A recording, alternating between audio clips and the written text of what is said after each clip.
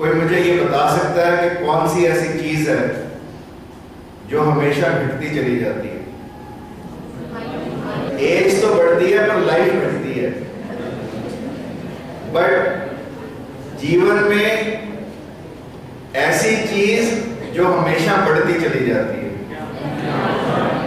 इस एज में ये जानना कि यदि जीवन में कुछ बढ़ता ही चला जाता है तो व्यक्ति की इच्छाएं हैं, व्यक्ति की तृष्णाएं हैं। और ऐसी कोई चीज बताओ जो कभी घटती है और कभी बढ़ती है। व्यक्ति का मन है जो कभी ऊपर हो जाता है, कभी नीचे हो जाता है, कभी खुश हो जाता है, कभी उदास हो जाता है, कभी खड़ा रह जाता है, कभी बैठ जाता है। यानी मन हमारा नियंत्रण में नहीं,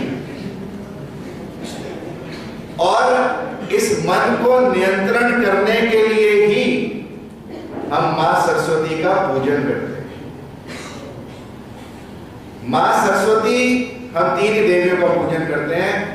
मां सरस्वती जो हमें बुद्धि देती है, महालक्ष्मी जिनकी हम दिवाली पर पूजन करते हैं, हमें धन धान्य देती है, और मां काली जो हमें शक्ति देती है।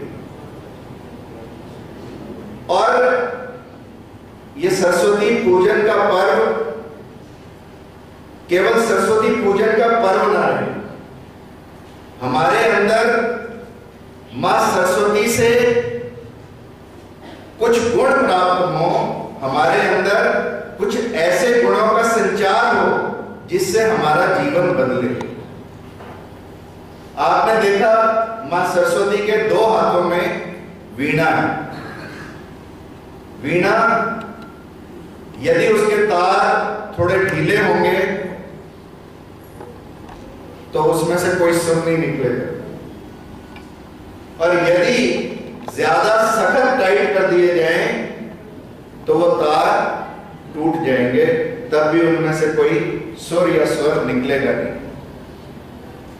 महात्मा बुद्ध का एक शिष्य था श्रोण, बहुत बड़ा राजा था इससे पहले कि वो संन्यास्त हुआ, और उसके पास ऐशो आराम की, भोग विलास की अनेक वस्तुएं थी।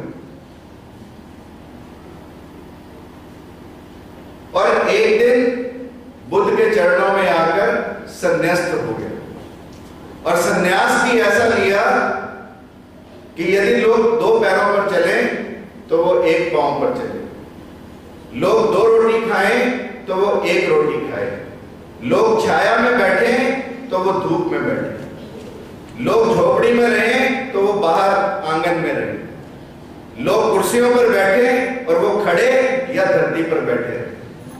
यानी ऐसा संन्यास्त हुआ कि उसने दूसरा एक्सट्रीम पकड़ लिया।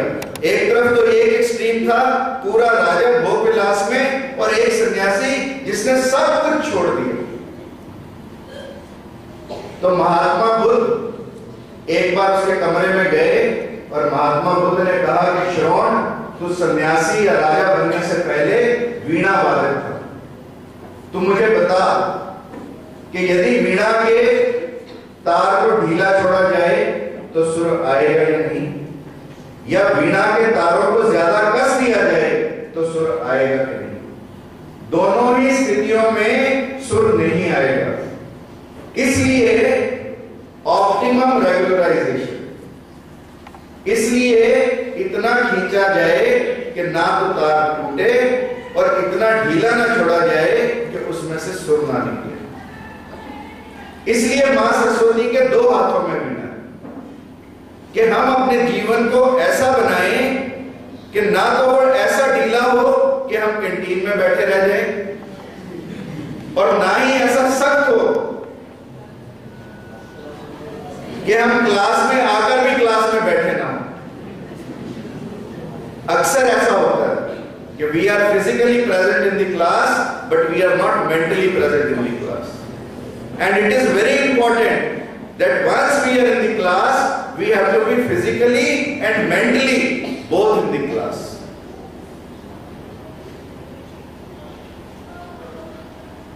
मां सरस्वती के दूसरे दो हाथों में, एक में पुस्तक है, एक में जपने की माला है।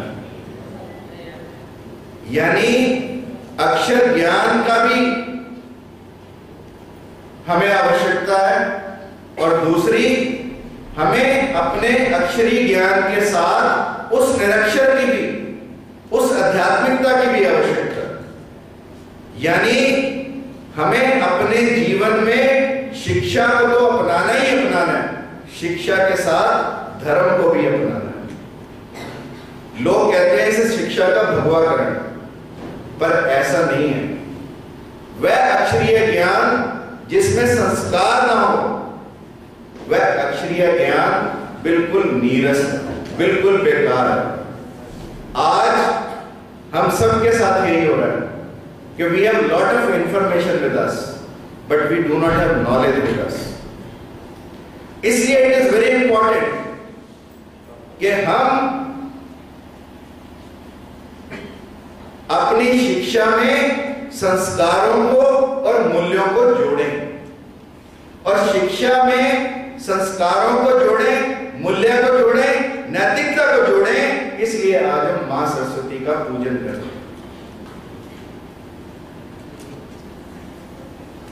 अब मैंने कहा कि हमारा जीवन ऐसा हो जिसमें से सुर निकले, जिसमें से कोई गीत निकले। ऐसा जीवन हम कैसे बनाएं? सबसे पहली चीज तो मैं आप लोगों को कहना चाहता हूं कि ऐसा जीवन बनाने के लिए हमें उस चीज में इतना खो जाना है, इतना डूब जाना है, जो भी कार्य हम करें। नॉर्मली हम किसी भी काम को फोकस के साथ नहीं करते। इसी तरह यदि हम कोई भी कार्य करें, चाहे हम पढ़ाई करें, चाहे हम खेल करें, चाहे हम बातें करें, चाहे हम कहीं पर बैठे कहीं सुने, तो सारी की सारी चीजें इतनी डूब कर करें कि हम भूल जाएं कि हम भी कुछ हैं। मैंने सुना कि सुरों की एक महफिल थी, एक बहुत बड़े गीतकार को वहां आकर गाना था और उसको वीणा ही बजानी थी साथ में। उसने कहा कि मैं आऊंगा, गाऊंगा भी, बजाऊंगा भी, परंतु मेरी एक शर्त है, जब मैं गाऊं और बजाऊं तो कोई सिर ना हिले, कोई व्यक्ति हिले ना, किसी का सिर ना हिले। और यदि किसी का सिर हिला तो राजा हर व्यक्ति के पीछे एक जल्लाद खड़ा कर दे, जिसका सिर हिले उसका सिर काट दिया जाए। अब इस शर्त पर क्या आप कोई गीत सुन सकते हैं? कोई संगीत सुन सकते हैं? खड़ा हो सोचो, और किसी की बात सुननी हो बिना हिले, कितना मुश्किल काम है। अब उसने एक शर्त लगा दी कि यदि मेरे संगीत के गायन में कोई हिला तो उनके सिर कलम कर दिए जाए। अब उसने गाना शुरू किया। उस पूरी महफिल में, हजारों लोगों की महफिल थी, सब लोग तन कर बैठे रहे, परंतु 5 लोगों के सिर फिर भी हिल गए।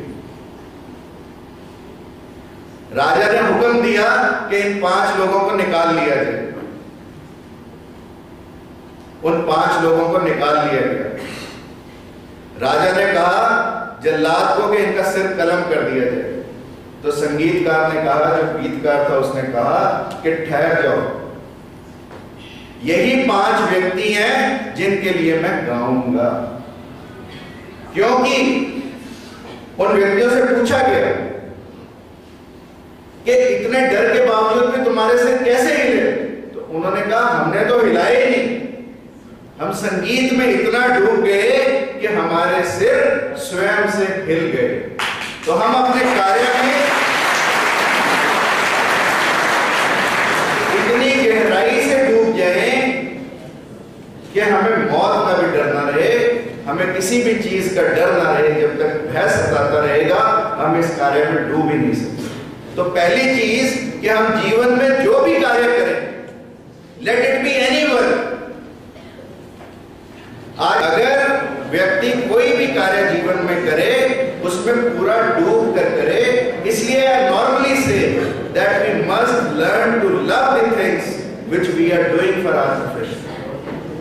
Whatever we do for our living, we must learn to love. मैं अगर कोई डॉक्टर हूं तो मेरे लिए डॉक्टरी करना भारी नहीं होना चाहिए मेरे लिए, ये एक आनंद का विषय होना चाहिए। मैं अगर एक शिक्षक हूं तो मेरी कोई 9 से 4 ड्यूटी नहीं होनी चाहिए कि 9 से 4 मैं ड्यूटी दे रहा हूं अपनी, इसलिए टाइम पूरा कर रहा हूं, क्लास में जाता हूं अपना टाइम पूरा करके फॉर्मेलिटी पूरी करके आ जाता हूं। मेरा विषय होना चाहिए कि यदि मैं शिक्षक हूं तो I must have passion for being a teacher. If I am a student I must have passion for being a student, and if I do not have the passion I don't deserve to be a student और a teacher. So the first thing I want to convey to you is कि हम जो भी कार्य करें उसमें पूरा डूब जाएं, पूरे मन के साथ, पूरी आत्मा के साथ उस कार्य को करें। ये पहली चीज है। और हम क्यों नहीं डूब पाते? हम इसलिए नहीं डूब पाते क्योंकि हमारा मन अनियंत्रित है, मन हमारा डोलता रहता है। मन हमारा डोलता है इसलिए बहाने ढूंढने लगते हैं। मैं तो बीएमएस के लोगों को पढ़ाता हूं, 4.5 साल में पता नहीं कितने बच्चे कितनी तो अपनी नानियां मारते हैं और कितनी अपनी दादियां मारते हैं। एक बड़ा शर्म का विषय है। एक्सक्यूजाइटिस एक बीमारी है, एक्सक्यूजेस की। हम अपना काम करते नहीं इसलिए बहानेबाजी करते हैं, और जब तक हम इस बहानेबाजी से निकल नहीं पाएंगे तब तक हम अपने जीवन को ना तो सफल बना सकते हैं ना सार्थक बना सकते हैं। और जिन लोगों ने बहानेबाजी करनी है उनके बहाने आपको मिलते चले जाएंगे। उनको ये नहीं मालूम कि जिस व्यक्ति को आप बहाने बना रहे हो वो पिछले 20 साल से ये बहाने ही सुन रहा है। So we must get out of this disease which I call it as excusitis. मुझे याद है एक देश में हर व्यक्ति को पहले आर्मी में जाना पड़ता है।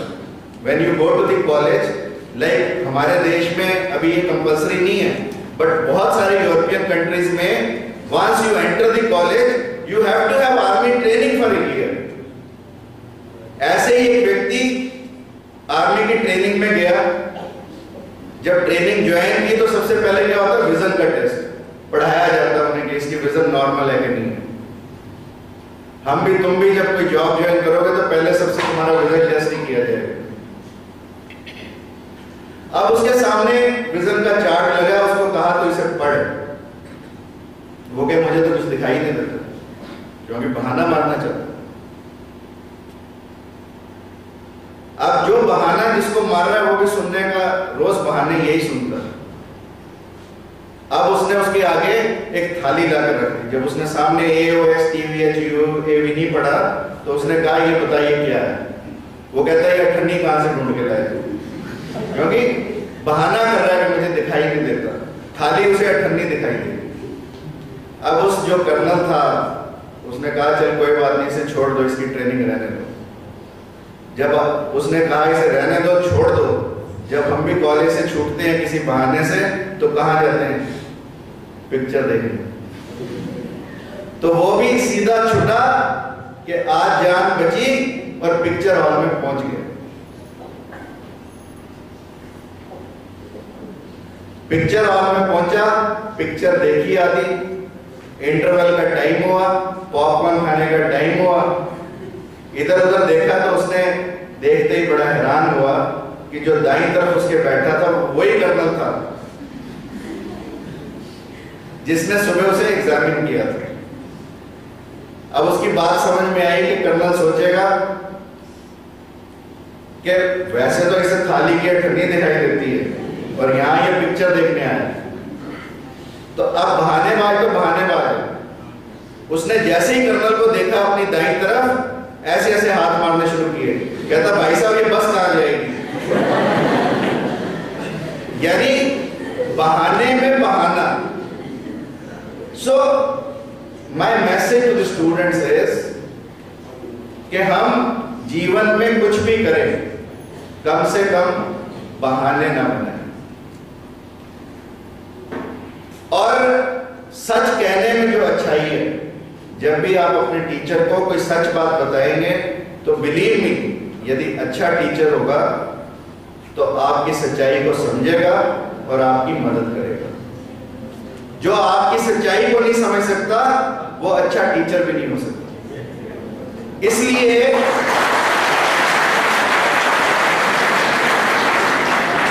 It is always better that we tell the truth to our teachers. जैसे हम अपने पेरेंट्स, हम बुराई के रास्ते पर कब चलते हैं? जब हम अपने पेरेंट्स से झूठ बोलने लगते हैं, जब हम अपने टीचर से झूठ बोलने लगते हैं। और जिस दिन हम अपने पेरेंट्स और टीचर से झूठ नहीं बोलेंगे उस दिन हमारा जीवन बदलने लगेगा। उस दिन हमारे जीवन में से गीत निकलने लगेंगे, उस दिन हमारे जीवन में से सुर निकलने लगेंगे। और दूसरी बात जो मैं आप लोगों से आज शेयर करना चाहता हूं कि आज भौतिकता का युग है। It is a world of materialism और हर कोई 99 के चक्कर में। और ये जो 99 का चक्कर है ये आदमी के अंदर बेचैनी पैदा करता है, आदमी को शांत नहीं रहने देता, इसलिए हमारा मन नियंत्रण में नहीं आता। कहते हैं एक राजा था और नाई उसकी मालिश करने आता था, उसकी सेवा करने आता था। और नाई ऐसा था कि राजा के पांव दबाते दबाते राजा को तो नींद आए ना आए पर वो नाई सो जाता था। इतना मस्त नाई था कि राजा का सिर मालिश करते करते राजा को नींद आए ना आए नाई सो जाता था। अब राजा को ईर्ष्या होने लगी क्योंकि राजा को तो नींद आने के लिए नाई से मालिश करवानी पड़े और फिर भी नींद ना आए, और नाई ऐसा कि मालिश करते करते सो जाए। राजा ने अपने वजीर से पूछा कि इस नाई की नींद इतनी पक्की और गहरी और इतनी आसान होने का कारण क्या है? वजीर ने कहा महाराज कुछ भी कारण नहीं है, आप देखो सुबह क्या होगा। वजीर ने रात को नाई के घर में 99 नोटों की थैली डाल दी। अब नाई ने सुबह वो थैली उठाई, उसमें 99 नोट गिने, एक कमरे में। अब उसका सारा दिन इस बात से बेचैन रहा कि आज 1 रुपया कैसे कमाया जाए ताकि ये 100 हो जाए। और अब जब वो राजा की सेवा करने गया तो उसे नींद ना आए, बड़ा बेचैन। राजा के पैर दबा तो राजा के हाथ दबाए, राजा के सिर दबा तो राजा की गर्दन दबाए। राजा ने कहा भी आज वो जरूर गड़बड़ है इस नाई के साथ। तो नाई से उसने पूछा कि तू सच सच बता आज क्या माजरा, आज क्या विषय है? तो नाई ने कहा महाराज कुछ नहीं, एक ये 99 की थैली मुझे बेचैन कर रही। राजा समझ गया कि जरूर वजीर की चाल। राजा ने वजीर से पूछा तूने क्या किया? उसने कहा कुछ नहीं महाराज, इसको 99 के चक्कर में डाल दिया और ये बेचैन है। और यदि हम भी अपने जीवन में अपने प्रोफेशन को ग्रो करने की बजाय, बिलीव मी, यदि आप अपने आप को ग्रो करोगे तो money will be after you, and if you are after money, neither money will grow nor you will grow. So it is very important in life to grow yourself, to build your personality, to build your professionalism so that you can be successful in life and that you are not after money, money is after. यानी अपने से ऊपर बढ़कर दूसरों के बारे में सोचना। और आज समय है जब ना केवल हम अपने बारे में सोचें, अपने समाज के बारे में सोचें, अपने देश के बारे में सोचें। जो 14 फरवरी का दिन हम वैलेंटाइन डे के रूप में पूरे विश्व में मनाते हैं और जो पश्चिमी देशों से भारत में आया, बिलीव मी, एक ऐसा दिन भी हो सकता है, क्योंकि ये एक ऐसा दिन है जिस दिन जब भारत अविभाजित था, जब भारत के 2 टुकड़े नहीं हुए थे, हिंदुस्तान और पाकिस्तान, जब भारत अपनी आजादी के लिए जूझ रहा था, तो इसी 14 फरवरी के दिन लाहौर की एक अदालत में भगत सिंह, राजगुरु और सुखदेव की फांसी की सजा लिखी गई थी। इसलिए हमें इस 14 फरवरी के दिन से प्रेरणा लेनी है कि हमें अपने देशभक्तों का सम्मान कैसे करना,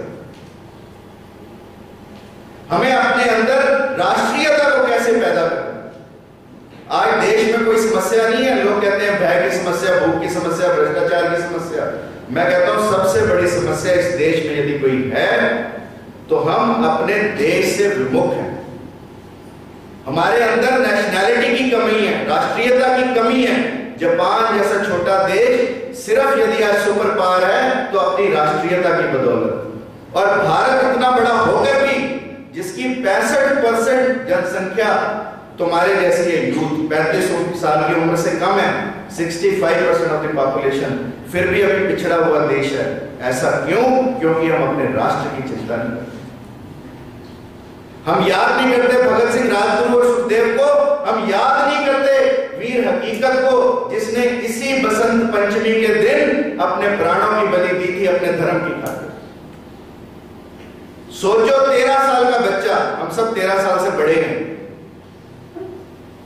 जिसकी मां काली को गाली दी गई हो और उसने उल्टा मां फातिमा को गाली दी हो और मौलवी ने उसे मौत की सजा दी हो और उसे गर्दन कलम करने के लिए उसका सिर लकड़ी के फट्टे पर रख दिया हो, और उस कोमल गर्दन को देखकर जो कसाई है, जो जल्लाद है, उसके हाथ कांपने लगे, उससे हाथ से तलवार गिरी। तो उस समय 13 साल का बच्चा कहता है कि जल्लाद उठ, अपना कर्म कर। जब अपने धर्म पर चलते हुए मेरी गर्दन नहीं कांपती तो तेरी धर्म पर चलते हुए क्यों गर्दन कांपती?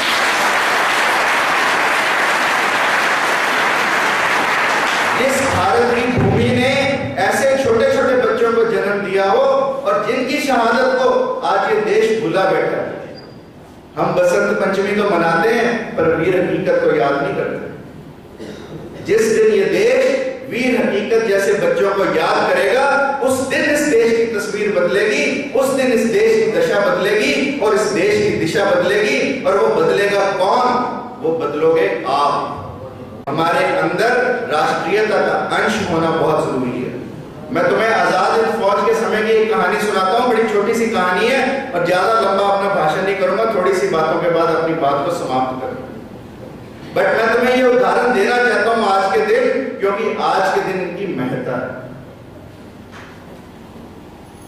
आजाद हिंद फौज के लिए सुभाष चंद्र बोस जैसे लोग रिक्रूट कर रहे थे, लोगों को, युवाओं को रिक्रूट कर रहे थे। और कोहिमा की बात है, नागालैंड की, लाइन लगी हुई थी यूथ की और वो लोग उसमें से सिलेक्ट कर रहे थे लोगों को कि किस किस को फौज में लिया जाएगा। तो कर्नल ने एक बच्चे से पूछा तुम्हारा नाम? उसने कहा अर्जुन सिंह। उम्र 20 साल। घर में कौन? केवल मां। कर्नल ने उस बच्चे को रिजेक्ट कर दिया, क्योंकि आजाद हिंद फौज में ये नियम था कि जिस बच्चे के घर में मां बाप में से एक है उसको फौज में नहीं लेंगे। वो बच्चा घर बड़े उदास मन से आया। मां ने पूछा क्या हुआ? उसने कहा कि मां, उन्होंने कहा क्योंकि तेरी घर में मां अकेली है इसलिए हम तुझे आजाद हिंद फौज में नहीं ले सकते। तो मां ने कहा फिर मैं तेरी मां कहां हुई, मैं तो बाधा हो गई। और इतने शब्द कह के मां ने अपना खुदकुशी कर ली। उसी पहाड़ से कूद गई मां कि मैं मां नहीं, मैं तेरे कार्य में बाधा हूं, तेरी मां तो ये भारत मां। ऐसी मां को प्रणाम करें, ऐसी मां को प्रणाम करने का दिवस है मां सरस्वती का पूजन। कि हम उस मां को जिसने राष्ट्रीयता के लिए, ताकि उसका बच्चा आजाद फौज में जाकर देश की आजादी की लड़ाई लड़ सके, अपने प्राणों को न्यौछावर कर दिया, ऐसी मां के पूजन का दिवस है। इसलिए कुछ लोगों ने भारत में एक बहुत अच्छी प्रथा शुरू की, और मैं श्रेय देना चाहूंगा उन लोगों को जिन्होंने कहा कि वैलेंटाइन डे पर हमें मातृ पितृ दिवस भी मनाना चाहिए।